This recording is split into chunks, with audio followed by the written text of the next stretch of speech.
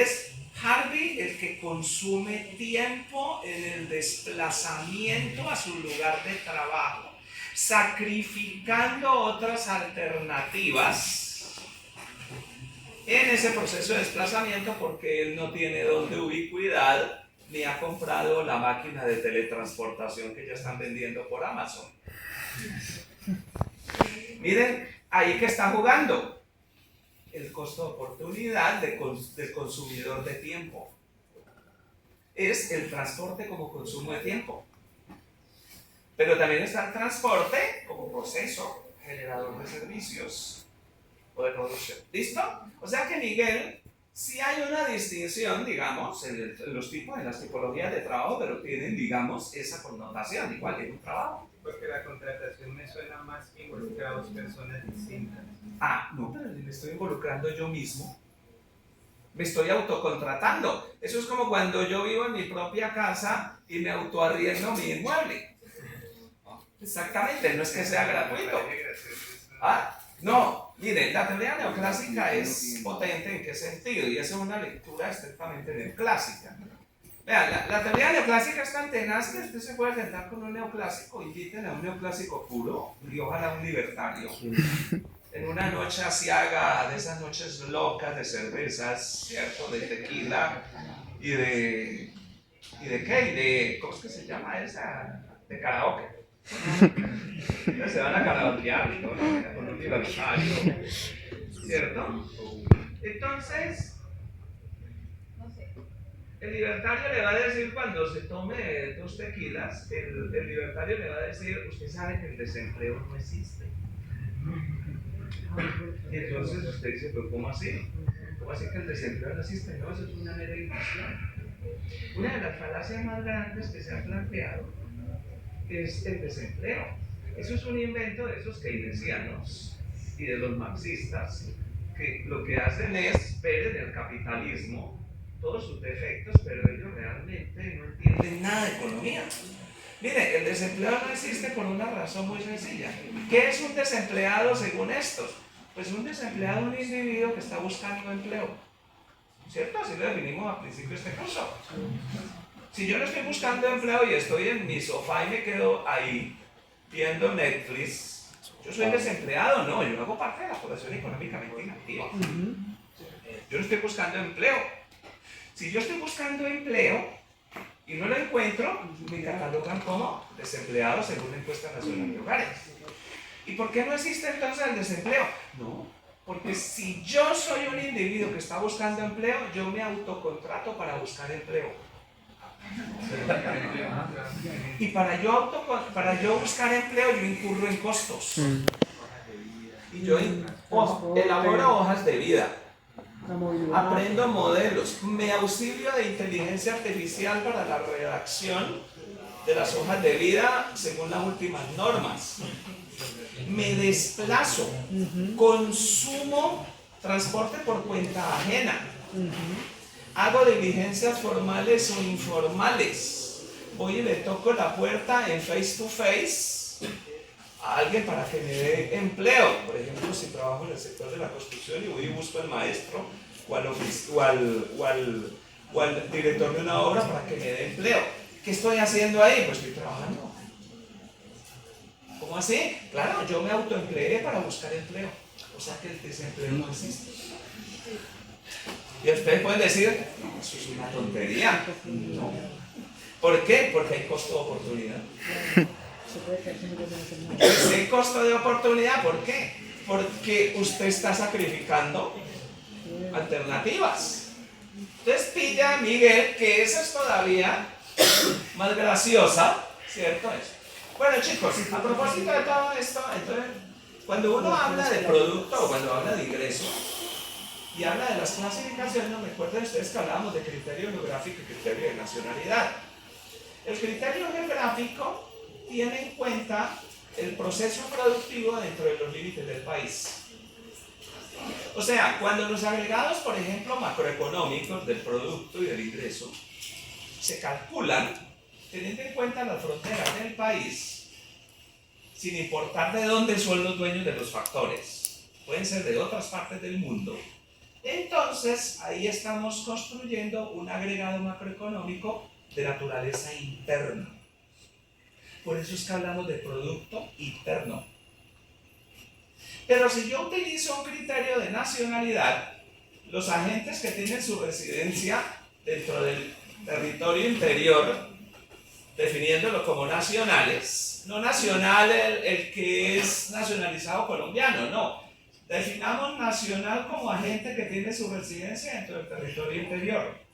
Entonces, cuando los agregados se calculan usando este criterio, ¿qué se está haciendo? Pues se está incluyendo el esfuerzo productivo de los factores que son propiedad de los nacionales, descontando la parte del ingreso o producto generado por factores extranjeros. En ese sentido, se debe sumar la contribución productiva de los factores que, aunque operan en el exterior, son propiedades residentes. ¿Me explico? Coca-Cola, las multinacionales, laboratorios Bristol Myers, ¿sí? Y las grandes firmas y las multinacionales que operan en el interior del país, pero que son propiedad de individuos que residen en el resto del mundo, ¿cierto? O los connacionales que no residen en Colombia, o que residen en Colombia, perdón, pero que operan en el resto del mundo. Entonces, por ejemplo, si Bavaria tiene una cervecería en el Perú, ¿cierto? Y viven acá los dueños de Bavaria, pues digamos que hay que ajustar eso. Por eso es que nosotros ajustamos los ingresos provenientes del resto del mundo y los ingresos pagados al resto del mundo. En este caso se ajusta y se calcula el agregado neto.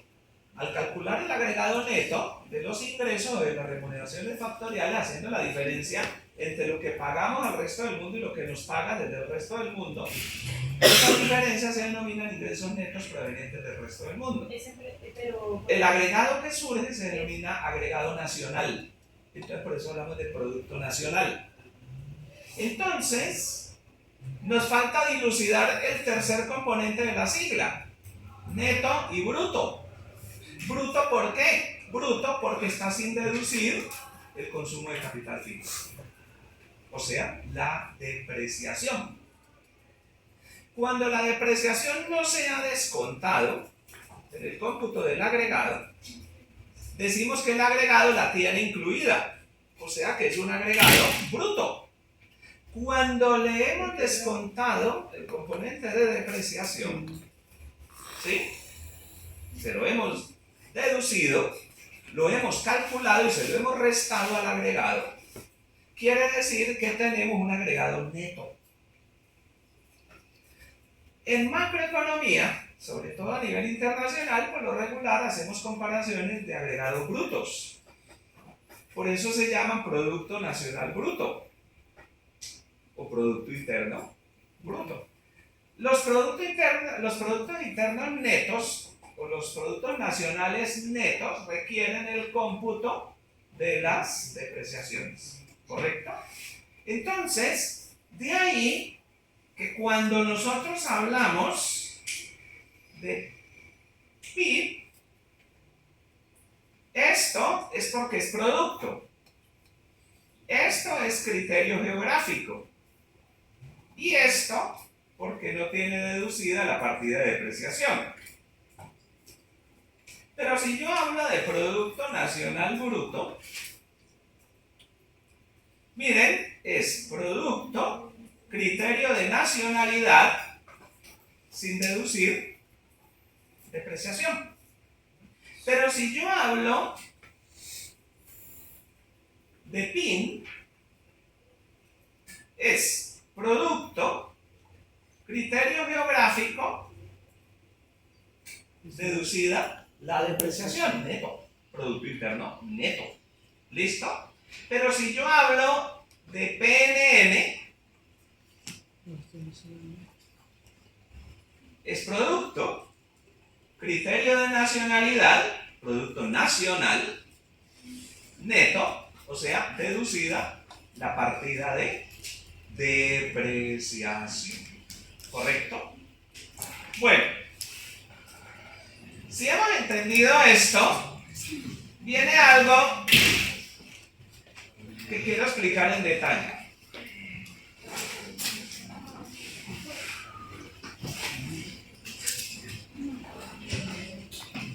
Y muy atentos a esto que voy a desarrollar aquí. Esto es clave para comprender muchas cosas de los agregados macroeconómicos.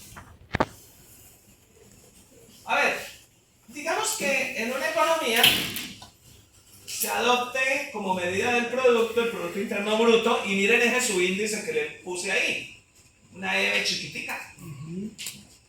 Digamos, Producto Interno Bruto a precios de mercado. Los economistas valoramos a costos de factores, a precios de mercado o a precios de adquisición. ¿Qué significa valoración a costo de factores? A costo de factores regularmente es porque no están incluidos los impuestos indirectos y los subsidios. Yo puedo valorar la producción, ¿sí?, sin incluirle los impuestos indirectos y los subsidios. Eso denomina producción a costo de factores. Pero la producción a precios de mercado sí tiene incluidos los impuestos indirectos menos los subsidios. A veces se habla de precios de adquisición. Los bienes a precios de adquisición ya incluyen los márgenes de comercialización y los costos generalizados de transporte. ¿Ya? Y esos precios de adquisición, miren que están incluyendo toda la cadena. ¿Ya? Por ejemplo, los impuestos indirectos y los aranceles, ¿cierto?, que están jugando dentro de toda esta estructura. Si se adopta como medida el Producto Interno Bruto, entonces, uno que diría a partir de los criterios, pues que entonces el Producto Interno Bruto es igual al consumo doméstico más la inversión doméstica más las exportaciones domésticas. Ustedes dicen, ¿cómo así? Sí, claro. O sea, los bienes de consumo que son producidos dentro de las fronteras del país, la inversión producida dentro de las fronteras del país y las exportaciones producidas dentro de las fronteras del país. Dice, pero ¿cómo hay que exportaciones producidas dentro de las fronteras del país? Dice, sí, claro, son bienes, ¿cierto?, que se producen en el interior de la economía. ¿Para qué? Para satisfacer las demandas externas. Pero yo también puedo exportar bienes que he importado previamente. Por eso lo estoy distinguiendo. ¿Sí? Listo. Dado que ese producto incluye el consumo de capital fijo. ¿Por qué incluye el consumo de capital fijo? Porque es bruto. ¿Y por qué es bruto? Pues porque no tiene deducida la partida de depreciación. ¿Sí? Dice consumo de capital fijo. Entonces, dado que ese producto incluye el consumo de capital fijo, la inversión recoge ese término y por eso se llama inversión bruta. O lo vamos a denominar de una manera mucho más bonita, elegante, más contundente: formación interna bruta de capital. Formación interna bruta de capital, o sea, inversión bruta. ¿Listo? Y uno podría hablar incluso de formación interna bruta de capital fijo más variación de inventarios. Es otra manera de verlo. Dado que el Producto Interno Bruto está valorado a precios de mercado, cada uno de sus componentes también debe estarlo. Es decir, se incluyen los impuestos indirectos netos de subsidio. Esta expresión es correcta realmente, pero no es operativa. Y si usted se ha aprendido mecánicamente la ecuación del PIB en su curso de Principios de Economía 1, ¿sí?, pues usted inmediatamente vea esto y dice, eso está malo, eso está mal escrito. ¿Sí? Entonces le preguntarán, ¿y por qué? ¿Sí? Porque falta restar las importaciones. Porque según la que yo me aprendí por allá en el libro ese de Mankiw, es el Producto Interno Bruto es igual a consumo más inversión más gastos del gobierno más exportaciones menos importaciones. ¿Sí? Menos importaciones. Ahí le falta la resta de las importaciones, ahí hay un error. No, esa expresión es correcta. Lo que pasa es que no es operativa porque falta el componente importado. ¿Y por qué lo vamos a escribir ahora de una manera diferente? Las importaciones totales dentro de una economía, ¿a qué corresponde? Las importaciones no son una estirpe aparte. No, hay consumos importados, inversión importada y exportaciones importadas. ¿Cómo así? Claro, se trae bienes de consumo del exterior. Trae maquinaria y equipo de inversiones del exterior.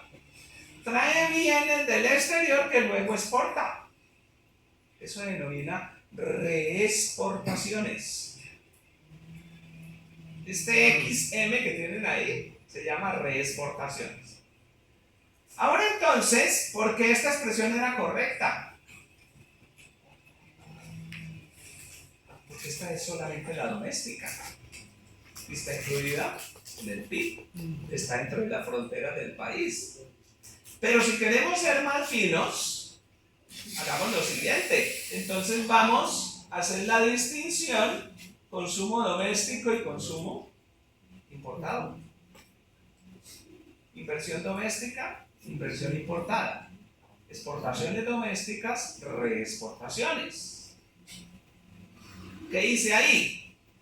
Agregué importaciones al lado derecho en la forma de consumo, inversión y exportaciones. Y como las agregué al lado derecho de la ecuación, las tengo que agregar al lado izquierdo, o sea, las importaciones totales. Listo. A PIB más M le denominamos oferta de bienes finales. Consumo, inversión y exportaciones. O sea, ¿qué quiere decir, profe? Cuando a mí me dan esa ecuación, en principio, que dice que Producto Interno Bruto es igual a consumo más inversión más gasto del gobierno más exportaciones más importaciones. Es todo esto que está detrás, o sea, está precedido de esto. Y este C más I más X incluye componente importado. Claro. Por Dios, me acabo de enterar.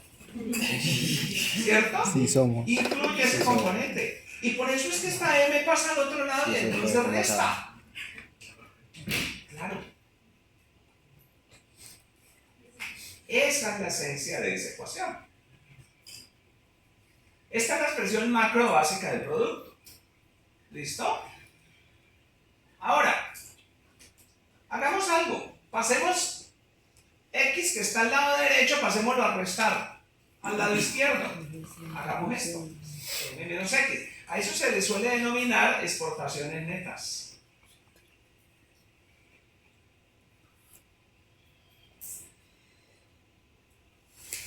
O menos exportaciones netas.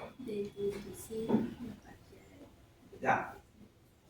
Entonces, esa es la disponibilidad del producto para uso interno. Así se le denomina. También se le suele denominar efecto absorción. ¿Listo? Bueno. Aunque no es competencia de este curso, lo trabajo en otros cursos, pero aparece otra sutileza. Y es, profe, ¿y si yo estoy trabajando esta estadística a nivel regional? ¿Quiere decir entonces que debo tener en cuenta las exportaciones y las importaciones entre regiones? Pues va a ser que sí. O sea que yo voy a trabajar las cifras para el Valle del Cauca. El Valle del Cauca le exporta al Cauca, a Nariño, importa del Cauca e importa de Nariño, de Cundinamarca y del Caribe. Pues va a ser que sí. ¿Y eso cómo se denomina? Estadísticas interregionales del producto y del ingreso. Eso es lo que yo trabajo en alguno de los componentes de mis cursos de economía regional y urbana que no volvería a dictar en muchos años, como electiva. ¿Ya? No la había vuelto a dictar, la dicté este semestre y aparecieron 15 estudiantes. Las electivas por lo general profesionales son un poco estudiantes. Aparecieron a la primera clase 15 estudiantes. Sí, que para uno eso es taquillero en una electiva. ¿Sí? No, ¿verdad? Porque las electivas, ya, hoy tengo 4. Entonces me pongo a pensar y yo dije, hay dos maneras de ver. O el profesor es muy malo y aburrido, en hipótesis, y entonces ahuyentó a los estudiantes. En esa electiva, por lo regular, yo nunca hago parciales ni nada de eso, simplemente pongo unos trabajos teóricos y empíricos, 2 talleres. 2 tallercitos, ¿no? Bueno, tengo muchas mirlas. O sea, realmente tengo 4 matriculados, pero me asisten 7, 8. El resto son mirlas, digamos, o sea, mirones. Son muy chéveres, o sea, porque son los que más participan. O sea, que lo quieren ver, ¿sí? Pero no la matriculan. ¿Listo? Bueno. Y entonces, esa es la y bueno, chévere, los 4 que se han quedado me parece formidable. Entonces no voy a volver a ofrecer esa electiva durante muchos años, o nunca más, hasta que me vaya, ¿ya? Por una razón muy sencilla. Porque un curso como esos, a duras penas con esa calidad y la profundidad que se trabaja ahí, no porque lo dicte yo, ojo, ¿sí? No, porque es que en ese tema de la economía regional y urbana, digamos, hay 2 maneras de dictarlo. Una es echarse un curso de pura carreta todo el semestre, digamos, de pura geografía económica, y otra es ser muy riguroso en lo que se hace, porque yo ahí trabajo ahí técnicas espaciales, manejo sistemas de información geográfica, estadística espacial, econometría espacial, ¿sí? Hasta estadísticas con teledetección y economía, por supuesto. ¿Ya? Entonces, una vez se pone a pensar, dice, realmente es un poco aprecio por un capital humano de alta calidad. Sí. O sea, eso es como si usted trajera a Paul Krugman en algún momento a que dictara una charla y fuera un estudiante de economía de la Facultad de Ciencias y Economía. ¿Qué diría Krugman? Krugman diría, y no porque yo sea Krugman, por supuesto, nunca lo seré, pero ¿qué diría Krugman? Esta gente no tiene ni idea de la importancia de lo que yo voy a hablar. ¿Sí? O es que realmente nadie estudia estos temas. ¿Sabe cuál es la paradoja de todo esto? Que se supone que la economía regional y urbana es un campo que deberían saber todos los economistas de nuestro ámbito, porque se habla de economía regional y urbana. ¿Ya? Pero bueno, entonces ahí yo trabajo cosas de estadísticas interregionales y matrices de insumo producto interregionales. Aquí vamos a trabajar insumo producto no regional.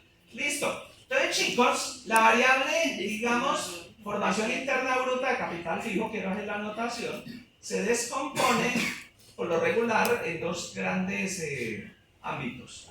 Uno es la formación interna bruta de capital fijo.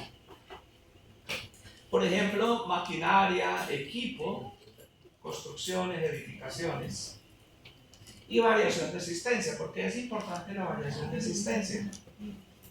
La variación de existencia es la diferencia entre los inventarios a final de periodo menos el valor de los inventarios a inicio de periodo. F final, 0, inicio. esa se llama variación de existencias. Entonces, si reescribimos la ecuación, el Producto Interno Bruto es igual a consumo privado más gastos del gobierno más formación interna bruta de capital fijo más variación de existencias más exportaciones menos importaciones. Te dice, uy, pero ¿cómo así? Arrancamos con una ecuación muy sencilla en donde me decía que el Producto Interno Bruto es igual a consumo más inversión más gasto del gobierno más exportaciones menos importaciones. Yo me la sabía ahí. Y ahora me dicen, no, este Producto Interno Bruto es igual a consumo privado, más gasto del gobierno, más formación interna bruta de capital fijo, más variación de asistencia, más exportaciones, menos importaciones. ¿Y qué vamos a hacer ahí? Claro, pero ¿cómo así? ¿Y la tenemos que desagregar más? Es así. Porque ahora vamos a cambiar la mirada. ¿Ustedes se acuerdan que yo les explicaba que cuando uno habla del producto y del ingreso, es como ubicarse en un gran cubo y cambiar la mirada desde las aristas de ese cubo? Entonces vamos a dibujar un cubo.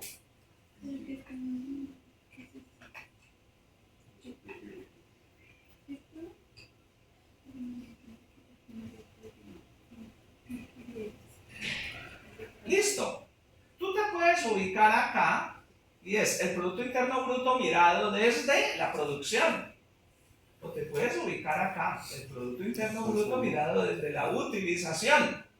O te puedes ubicar aquí, el Producto Interno Bruto mirado desde la generación. Entonces, el Producto Interno Bruto desde su utilización, ¿ya? Uno podría decir, entonces, el Producto Interno Bruto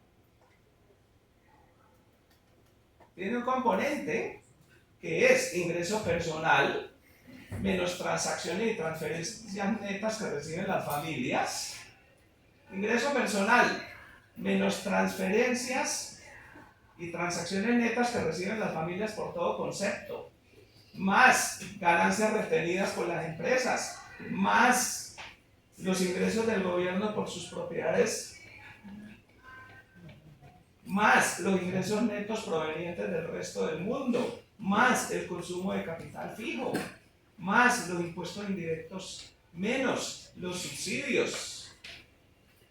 Usted dice, ¿y eso también es PIB? Pues claro. Pero olvidado desde el ingreso social. Yo lo puedo ver desde el producto social o lo puedo ver desde el ingreso social. ¿Listo? Ahora bien,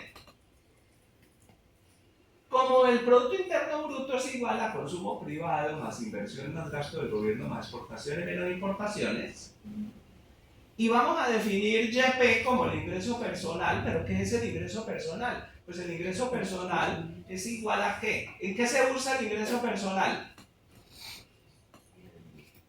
El consumo privado, ¿cierto? O de las familias, consumo privado de las familias. Se utiliza para pagar impuestos personales o de las familias, llamémoslo T. ¿Por qué T? Sí, el imperialismo yanqui nos jode mucho y entonces estamos muy influenciados. ¿Cierto? Sí. Entonces son el pago de impuestos personales o de las familias. Y ISF es el ahorro personal o de las familias. Entonces, ¿en qué se utiliza el ingreso personal? El consumo, el ahorro y el pago de impuestos. ¿Listo? Reemplacemos ese YP en la ecuación. ¿Sí? Reescribámosla. Observen ustedes. Voy a reescribirla y de una vez la voy a agregar acá abajo. Producto Interno Bruto a precios de mercado es igual a consumo privado más. Vamos a reunir ahorro de las familias, más rentas del gobierno por sus propiedades y empresas, más el consumo de capital fijo. Perdón, yo aquí, esto son ganancias retenidas, ¿no? Sí. Sí.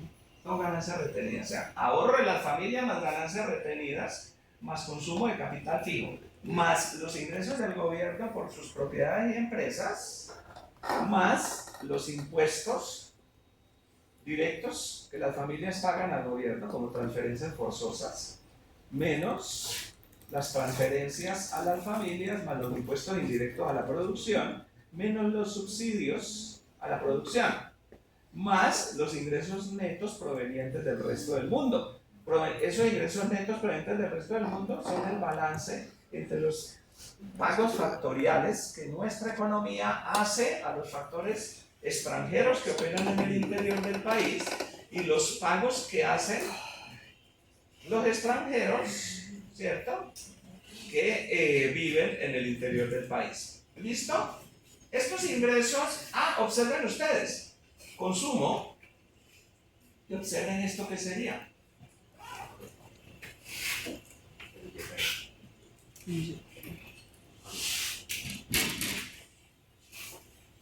Yo tengo el ahorro de las familias, más las ganancias retenidas, más el consumo del capital fijo. Eso sería, ¿ya?, el ahorro privado bruto. ¿Correcto? ¿Por qué bruto? Pues porque no está deducida la partida de depreciación. Y está conformado, ¿por qué? Por el ahorro de las familias y las ganancias retenidas. ¿Listo? Y mire esta parte de aquí. Son los ingresos corrientes del gobierno. Esos ingresos corrientes del gobierno es lo que el gobierno recibe por sus propiedades y empresas, por ejemplo, Ecopetrol, más los impuestos que recibe desde las familias, impuestos por retecuente, ¿cierto? Menos las transferencias a las familias, todo lo de Sisbén, por ejemplo, más los impuestos indirectos a la producción, como el gobierno subsidia a algunos sectores productivos. ¿Sí? O sea, son los subsidios. Pero los sectores productivos a su vez pagan impuestos indirectos al gobierno por el proceso productivo. ¿Sí? ¿Listo? Más YX, que son los ingresos netos provenientes del resto del mundo. A ver, esta expresión no es estrictamente exacta por dos razones. Supone que las transferencias son solo con el gobierno. No contempla como ingresos corrientes del gobierno las transferencias que éste puede recibir de empresas o del resto del mundo. Claro, aquí nos falta algo. ¿Ya? De todas maneras, si se hicieran las correcciones, ello no cambiaría la descomposición final. O sea que, en últimas, nosotros lo que a veces hacemos es solamente dejar consumo privado, ahorro privado, ingresos corrientes del gobierno, ingresos netos provenientes del resto del mundo, más transferencias netas provenientes del resto del mundo.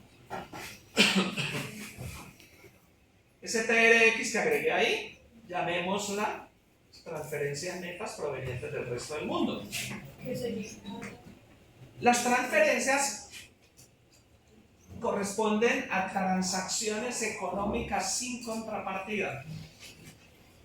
Hay algunos conceptos que es clave, digamos, que ustedes tengan bien en claro. Primero, cuando nosotros hablamos en economía de transacciones, nosotros hablamos de transacciones reales y transacciones imputables. ¿Sí? Miren que cuando nosotros decimos transacciones, entonces decimos reales e imputables.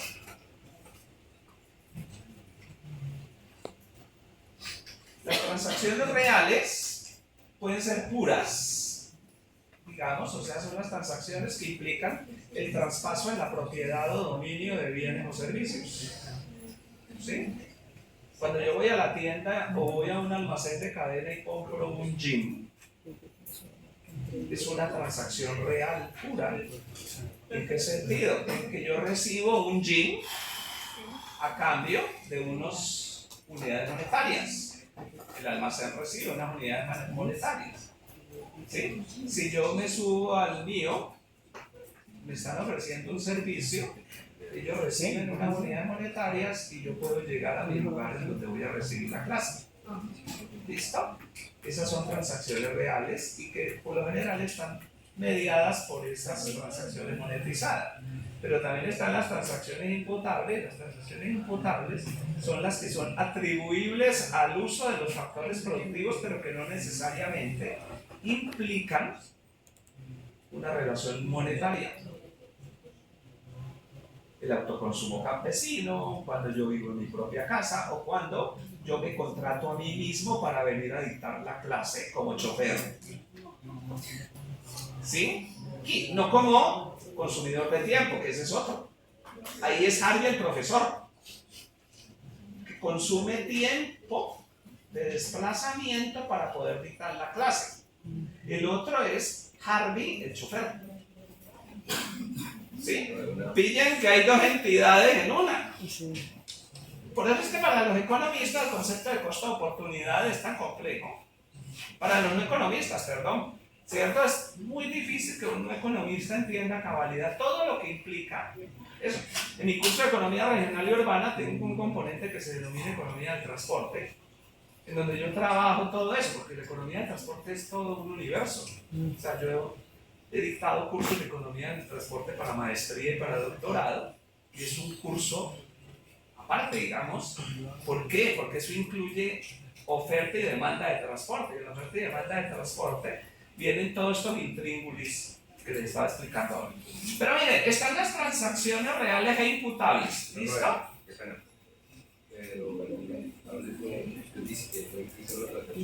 No necesariamente. Pueda que la implique, pero no necesariamente. El hecho es que son atribuibles al uso de los factores. ¿Sí? ¿Listo? Bueno. Entonces, aquí en esas transacciones, ¿ya? Llamémoslas reales o imputables, se distinguen, son diferentes de las transferencias. Por eso es que las transferencias no son transacciones. ¿Por qué? Porque no implica, o sea, las reales e imputables implican, ¿cierto?, de alguna forma contrapartida. Yo estoy dando un servicio y una remuneración. ¿Sí? En las transferencias no hay contrapartida. ¿Qué significa que en las transferencias no haya contrapartida? Que va en una sola dirección. Entonces, no es el traspaso en la propiedad o dominio de bienes o servicios, ¿sí?, a cambio de algo. O sea, no, en las transferencias, ya por ejemplo, una donación es una transferencia. En estos días me escribe un chico y me dice, profesor, estoy vendiendo libros, ¿sí? Entonces le digo, ya, qué interesante, ¿cuál es el catálogo? Entonces le muestro el catálogo. Compro ese, listo, hágame la transferencia por Nequi. Entonces le digo, ¿es una transferencia por Nequi? Nunca llegó el libro.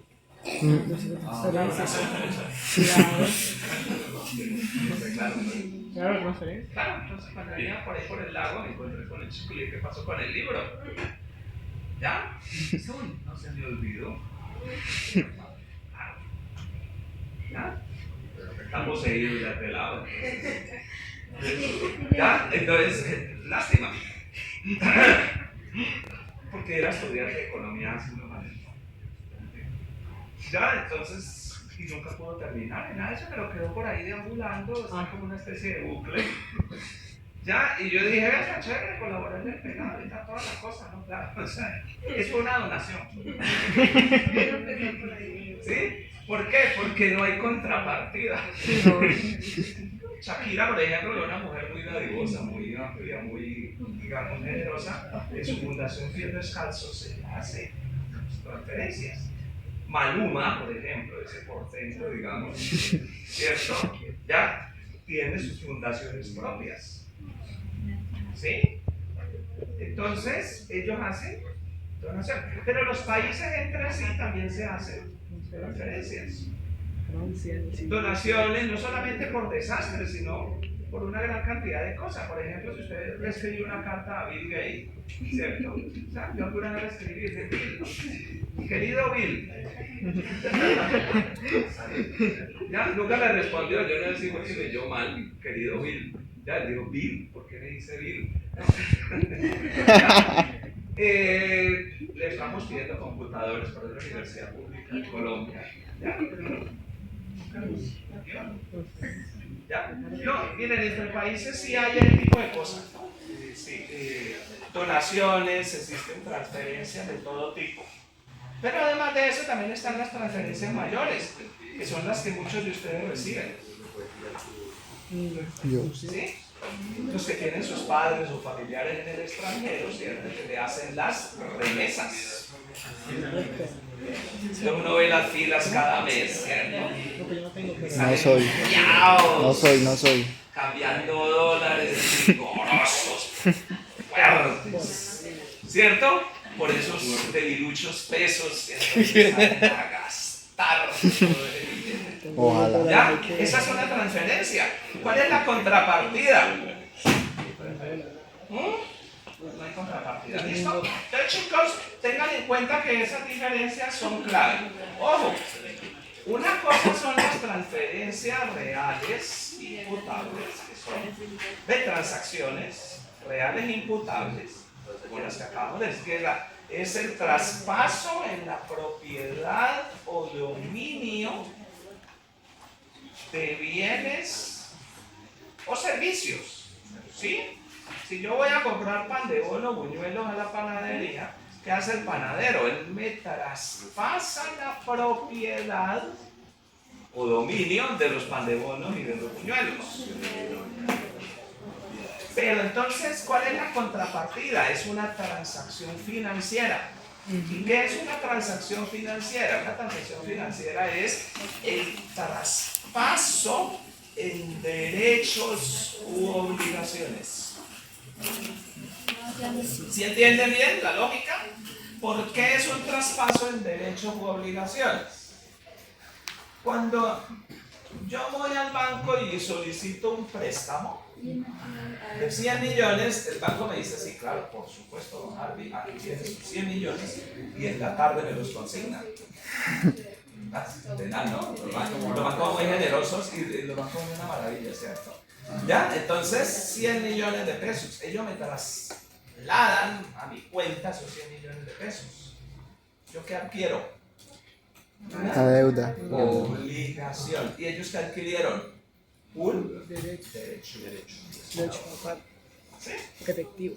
Listo. Con interés. Cuando yo voy y compro los pan de bono y el buñuelo, el tendero, el panadero me da los pan de bono y el buñuelo. ¿Yo qué les doy a ellos? Billete. La plata. Una unidad monetaria. Esa unidad monetaria no vale nada físicamente. Es un pedazo de papel. Es más, usted puede coger un encendedor. No. Y no vale nada, ¿cierto? Realmente. O sea, su valor intrínseco es nada. Sí, sí. Pero usted ¿qué adquiere cuando da el billete? Porque ¿qué es lo que vale de ese billete? Vale, bueno. Lo que puede comprar. Que ese dinero se supone, Se puede comprar. como es un dinero fiduciario, o sea, basado en la confianza, es un derecho que usted tiene Ay. en la sociedad. Si estuviéramos hablando de la vieja sociedad donde todo estuviera respaldado en oro, Ah, no, eso es usted se podía ir con ese billete y decir, pues denme los gramos correspondientes a todos estos billetes. claro. Sí, es más o menos la figura metafórica que hay ahí. Eso es lo que creía hasta 1971, cuando la Reserva Federal de los Estados Unidos le dijo al mundo, es mentira, los dólares no tienen respaldo en oro, no hay oro como dólares. Y ahí cambió el mundo, porque nos dimos cuenta que el dinero era una ficción con un respaldo en oro, porque el dinero era los dólares. Y por eso Estados Unidos emite y emite y emite y emite y el dólar es fiduciario. Tanto así que casi todo el mundo quiere tenerlo en sus activos. Claro. Entonces, miren, importante, entonces no olviden transacciones reales e imputables, transferencias y transacciones financieras. Repito, las transacciones reales son el traspaso en la propiedad o dominio sobre bienes y servicios. Y las transacciones financieras son el traspaso en derechos y obligaciones. Si yo tengo un certificado de depósito a término fijo, porque metí en un banco un dinero que me da una rentabilidad a 3 meses, yo adquiero unos derechos y el banco conmigo adquiere unas obligaciones. ¿Y ya? Entonces por eso es que las transacciones son diferentes. ¿Listo? Bueno, jóvenes, léanse. Ustedes tienen todos los juguetes en el Drive. Y esos juguetes implican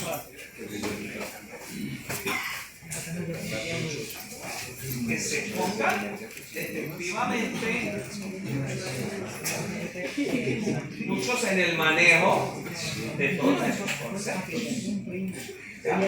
Miren que son